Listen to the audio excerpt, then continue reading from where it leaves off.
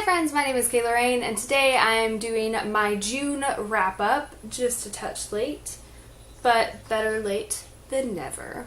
In the month of June, I read a total of 10 things. I'm very excited to talk about them briefly, but first I want to spotlight some booktubers that, well, one of them's a booktuber, one of them's kind of sort of a booktuber, like she talks about books sometimes, but I want to spotlight some people that I've been loving this month and that I have just been loving watching their videos. Not all of the videos have been from this past month, to be clear. Sometimes I just fall down a rabbit hole of YouTubers' channels and just watch them all.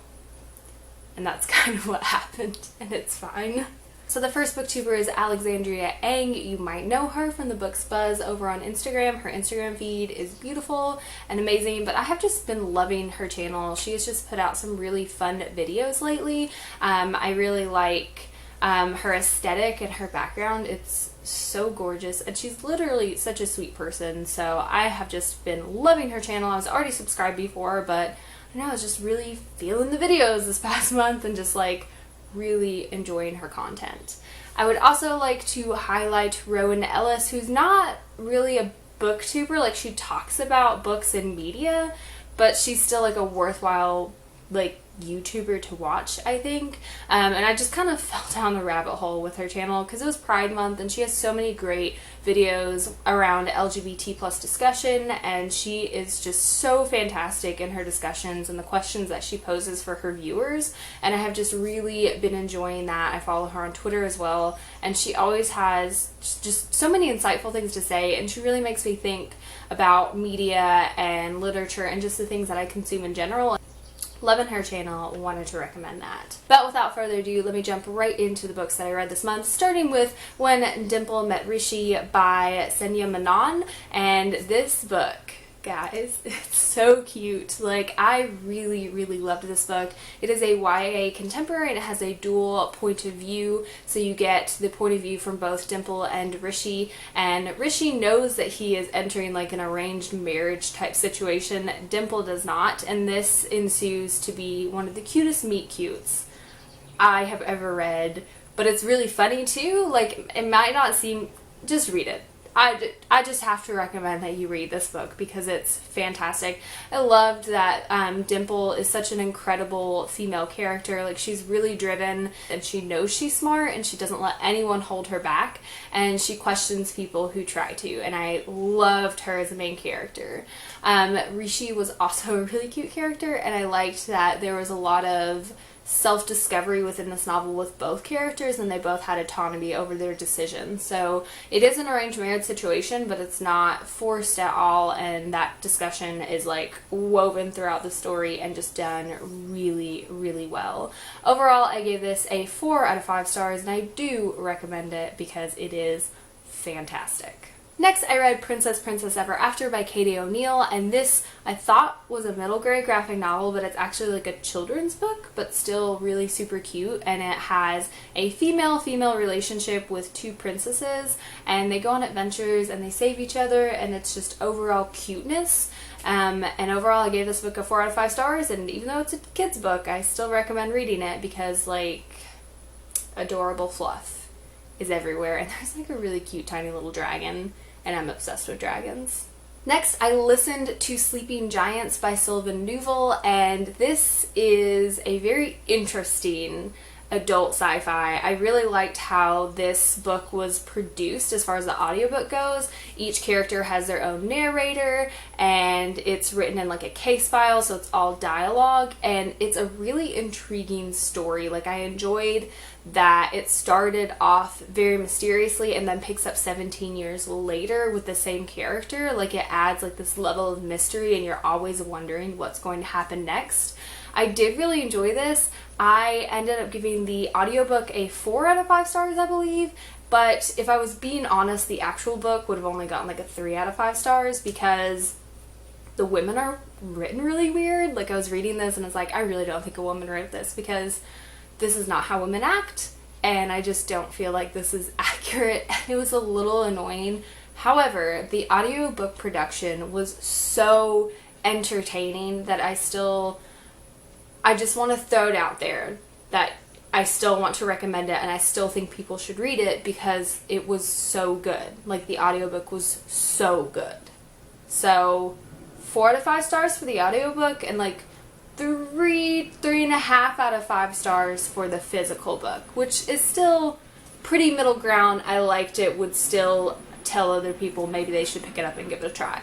Just throwing that out there. Next, I read Wonder Woman Volume 3, The Circle by Gail Simone. I picked this up after I watched the Wonder Woman movie, and I enjoyed it. I don't really have a lot to say about it. It was Wonder Woman. It was great. There was action, and the dialogue was witty and fun, so I ended up giving this a 4 out of 5 stars. Then I read How to Make a Wish by Ashley Herring Blake, and I loved this. This is a YA contemporary, and it follows a main character named Grace, and she just has a lot on her plate right now. She's kind of processing her mom upping and moving her once again after she gets back from a trip, and she is worried about taking care of her mom, kind of maintaining a friendship with her best friend, and also maintaining a possible new romance.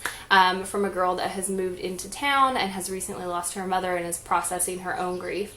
There's a lot going on in this book, but I felt like it was all handled really well. I especially enjoyed the way that the mother-daughter relationship was handled, because Grace's mother does have a substance use disorder, and the way that that entire subject was kind of approached and handled, I thought was done really well, and I thought it was done really respectfully, so I enjoyed that. Overall, I gave this a 5 out of 5 stars, and I'll be honest, I'm gonna end up buying this book because I want it in my collection, because it's something that I know I'm gonna reach for again and that I really, really adored.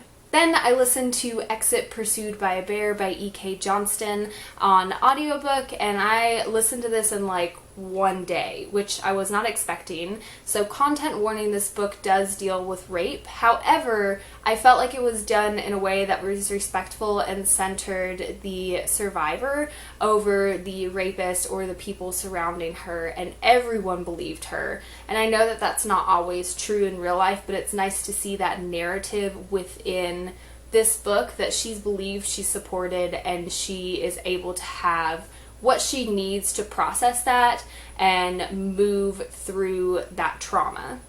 I really enjoy this. Again, it centers the survivor, it doesn't center the rape, it doesn't center the attacker, and it's not anything that is very explicit. So I think that it was done respectfully, done well, and done in a way that I don't think would be harmful for most readers. However, again, content warning, this book does deal with rape, and I want everyone to go into that with that knowledge and knowing that maybe if it's something that you know is going to harm you as a reader, don't pick it up. But for me, I felt like it was done very respectfully. I ended up giving this a 5 out of 5 stars because there are so few books that I think get the conversation around rape and sexual assault done so well that I wanted to rate this really highly.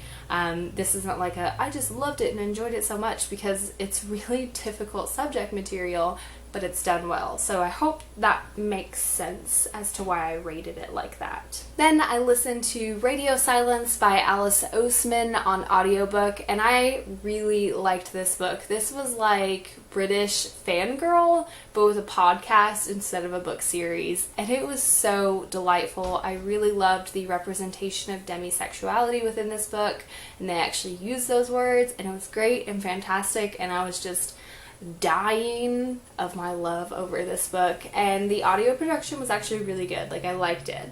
And this was just a really all-around good contemporary that seems like it's going to be like light fluff, but has some deeper stuff in it, much like Fangirl. I ended up giving this a 4 out of 5 stars. Then I picked up The Bronze Key by Holly Black and Cassandra Clare. This is the 3rd installment in the Magisterium series. I'm not going to say too much. All I can say is, like, that ending blew my mind, and I need the Silver Mask yesterday. I needed it yesterday because I need to know what happens next.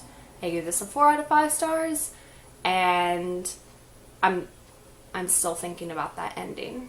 And I finally got back into the Lunar Chronicles with Cress. I listened to this on audiobook, and I really enjoy the audiobooks of these. I think whoever they chose as the narrator does like a really great job of the different voices. My only issue with this book is the discussion around cyborgs. because the way it's discussed, it's almost like cyborgs are considered disabled individuals within their community, and there's a lot of discussion around how these characters are not whole, or they're broken, or they're not complete, and I find that language very problematic. So I do want to go ahead and throw that out there. I haven't seen any Own Voices reviews yet as far as individuals who do have amputations or have prosthetic limbs discuss the conversation around that. But this is just something that I picked up on and I felt was a little problematic and I didn't quite like. So I ended up rating this a 3 out of 5 stars because honestly, I do enjoy this series. I love the characters, I love the world, and I love the storyline. But I have found within each book there are just some problematic things that I've seen. So I want to rate it kind of middle of the road because I want those discussions about problematic representation to be a part of, you know, the conversation that we have when we're talking about books that we like that do have problematic content. I think it's okay to like something. I think it's even okay to love something and still acknowledge that there are problematic things within that book. So if I do find any Own Voices reviews or anything, I will link them in the down bar below with permission, of course.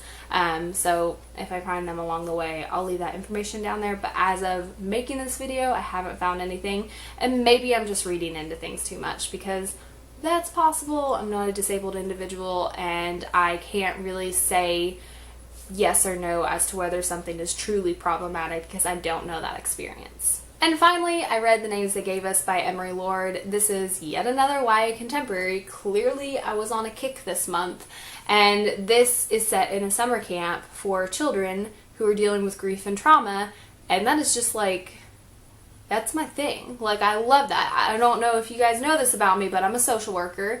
I also used to work at a summer camp, and I love that atmosphere. I love that setting. I love books at summer camps. I feel like there aren't enough. I need more. And Emery Lord just does something so fantastic with the discussion of grief. But she articulates it so well, like the anger behind grief, the sadness, just the envy over other people having something that's been taken away from you due to whatever situation. She just does it so well, and I find myself relating to these different characters and pieces. Like, there isn't one particular character that I just relate to wholly. It's just pieces from different characters, and I can just place myself in them and just really lose myself in her books. And I love that about her. I do want to put a disclaimer out there that this is a book where the mother is diagnosed with cancer and is sick throughout the entire book. And I know sometimes that is a book that not everyone wants to pick up. Totally respect that. So I want to put that out there. It's evident from like chapter 1. For me though, I felt like it was done respectfully because the mother, she is sick, but she does get her own dialogue, her own voice, her own wants and needs throughout the book. And she isn't just like a side traumatic plot line for the main character to kind of get through. Overall, I gave this book a 4 out of 5 stars.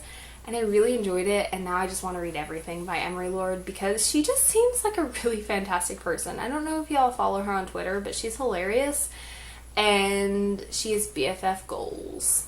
Anyway, that has been it for today's video. I had a really great reading month. I will leave links in the down bar below for the different books on Goodreads as well as other social media sites such as Goodreads, Instagram, and Twitter where you can follow moi elsewhere, and you should totally do that. Anyway, that has been it for today's video. As always, thank you so much for watching. Stay weird.